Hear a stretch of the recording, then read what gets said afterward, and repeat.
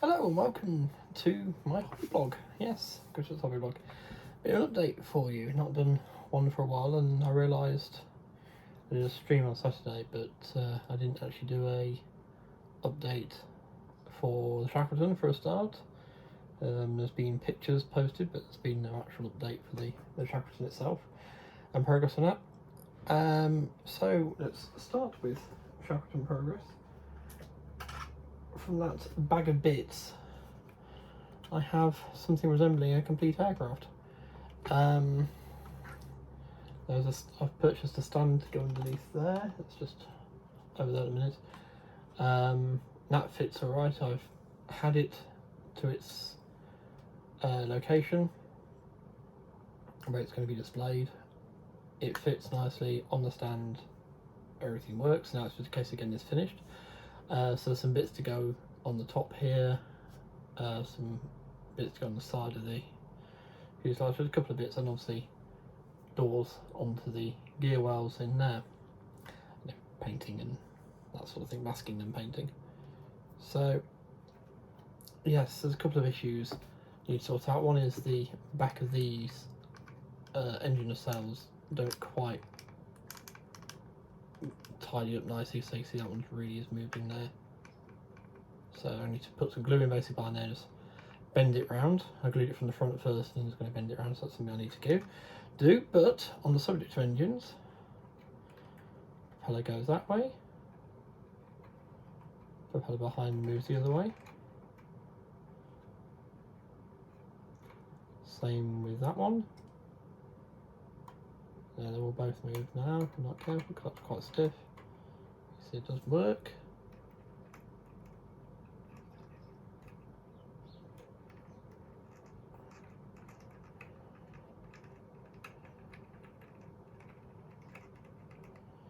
Work, and this is the most free spinning of the lot.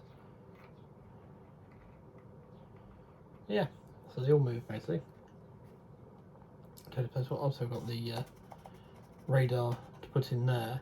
I am keeping that empty though, just while I mask up the windows that I can get to from that hole, just to put back in again. The PVA should have really gone off nicely by now, so yeah.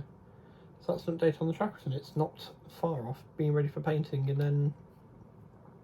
then transfers and mount on its stand to go into on display. That's going to be quite something.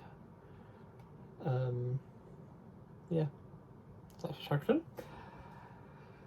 Now progress stalled on the Shackleton because it was actually filler when the weather, we had another heat wave here. It wasn't quite as hot as the first one. There was a mosquito. We had another heat wave, and I wasn't able to work on my purple screen behind me. Is installing Windows 11.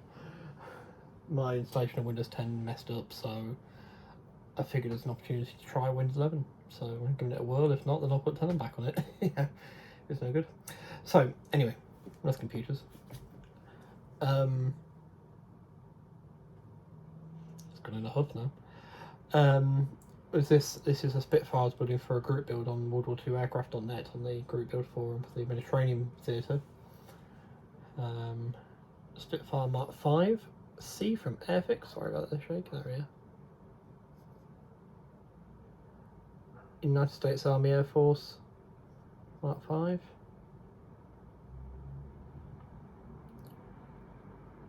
There is a competition element to the group build. I'm not expecting us to place at all in that. I'm just glad to take part. It's mostly you get little things in your signature, little aeroplanes with the group build banner underneath telling you what group build it was that you've taken part in. But I want to collect those. I want to get as many of those as possible. But yes, so that's a Spitfire. There's been some not so nice comments about the teeth on it. It does look a little bit goofy, I guess, compared to P40s and that we know, but I think it's cool. Yeah, it's cool still. The rondels overpainted there. There's natural rondel underneath those, both those underneath as well.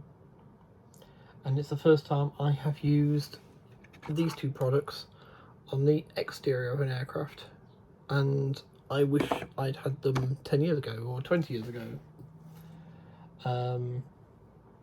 This will flash several times because it'll start up a few times. Here it goes. Restart a few times. So that was finished last night, and the picture was posted to the forum showing that. Now, the original group build I was going to have a go at on there, and then they advised me to just go straight wait for this one because it's like a few days till the Mediterranean one started. Is one based on Pacific Theatre aircraft, and well, I finished this one and I was just like,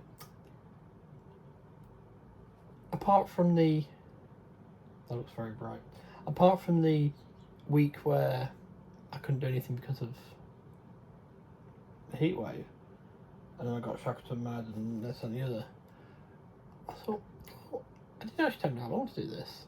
I bet I could do something for it yet. There's two weeks to go. It finishes on September 4th.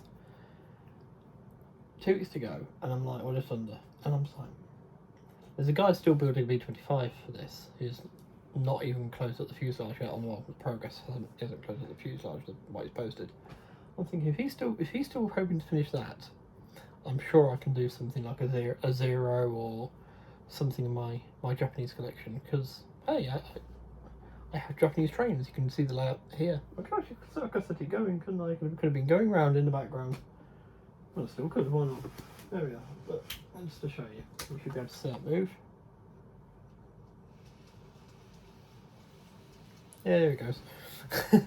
Only Japanese trains, so it'd be a shame not to do something. Take the opportunity to do something Japanese for this, and it's another little banner thing. You see, collecting them. So after looking through my stash that I had readily available in here, I've settled on this. This is a Fujimi Yokosuka D4Y3 Allied reporting name Judy Suisei, which means comet. These aircraft were dive bombers, but carrier-based dive bombers. Managed to do some quite considerable damage to the Allied fleets, though they were also quite popular for being chosen for what shall we refer to as special attack missions.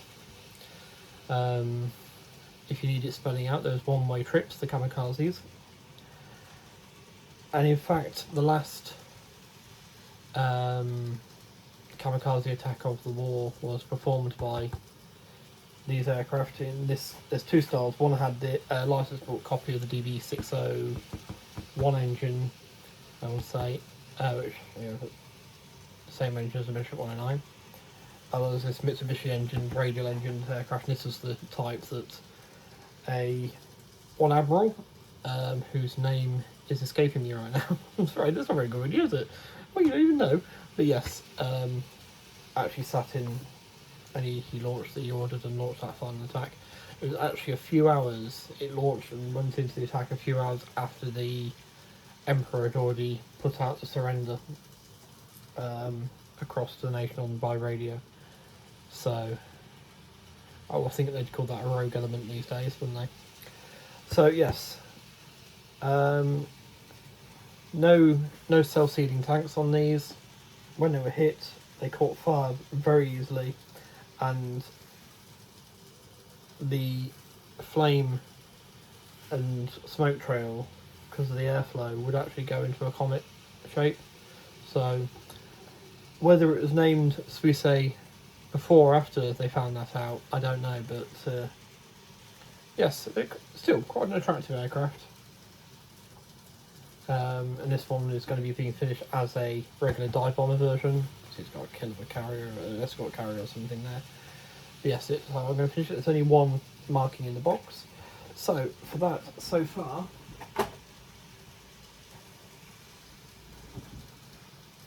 I have built some sub-assemblies. They're all white tacked in. Built some sub-assemblies. That's obviously the engine there. There's the wings, which I've taped over, masked off with the Spitfire instructions cut out, just to try and avoid hitting the wings with any primer just yet. So I'll paint inside here, paint the engine, paint the interior there, paint the outside. You know, can get things closed up. There is a a cowling to go on the front. So what will happen is I'll put that cowling on there.